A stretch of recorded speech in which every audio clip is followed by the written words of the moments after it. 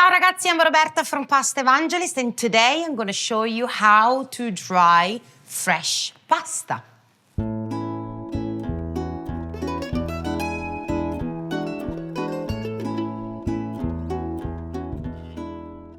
So let's check a few tips on how to dry your fresh pasta. There are a couple of ways.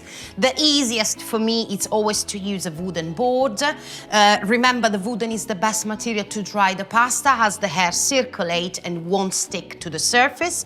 So what you have to do basically is to leave the pasta on a wooden board. You separate each little shape so they don't stick all together. And yeah, you can leave as it is overnight.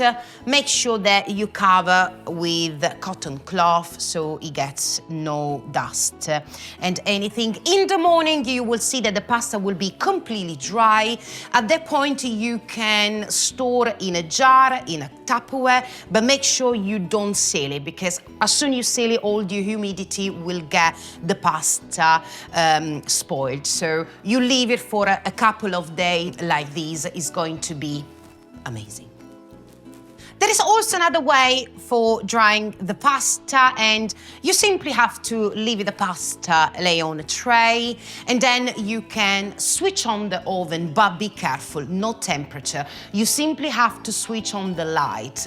As soon as the light is on in the oven, you will see the fan will start to work, and that is what will dry completely your pasta. You leave the tray in, you close the oven, and you watch carefully. Remember, no temperature, but this is a way to speed up with the drying your fresh pasta. Also remember that when the pasta is really nice and dried, especially when it's a vegan pasta or pasta bianca, you have to allow the pasta to cook for a couple of more minutes. Try at home, let me know how it goes, and don't forget to subscribe to the channel.